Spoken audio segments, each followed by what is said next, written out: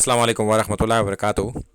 آج ہم بات کریں گے افطار سے متعلق اور جہاد سے متعلق کہ اگر کوئی شخص کسی روزے دار کو افطار کرائے اور کوئی شخص کسی مجاہد کی تیاری کرائے جب وہ جہاد پر جا رہا ہو، تو یہ دونوں ہی شخص ایسے ہیں جیسے انہوں نے یہ خود کام کیا، یعنی کہ ان کو بھی اتنا ہی ثواب ملے گا۔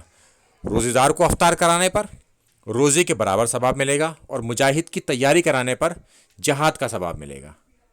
تو اس لیے افطار کرانا ایک بڑا عمل ہے، اور جس کی جو استطاعت ہو اپنی استطاعت کے مطابق افطار کرائے۔ یہ ضروری نہیں ہے کہ افطار میں بڑی بڑی چیزیں ہونی چاہیے، نمبر آف آئٹم مینیو زیادہ ہونا چاہیے، یا پھر ساتھ میں کھانا بھی ہونا چاہیے۔ اگر آپ کی جو استطاعت ہے اس کے اعتبار سے کریں، کھجور، پانی، اس کے علاوہ بھی اگر کچھ کر سکتے ہیں تو کریے، نہیں تو کوئی بات نہیں ہے۔ اور زمانے کا خیال نہ کریں کہ کوئی برا کہے گا یا بھلا کہے گا، اس بات کا بالکل کوئی خیال نہ کریں۔ کہنے دیں، آپ تو اللہ کے لیے کر رہے ہیں کسی کام کو، تو اپنی استطاعت کے تحت آپ لوگوں کو بلائیں، انہیں افطار کرائیں یا ان کے گھر بھیجیں۔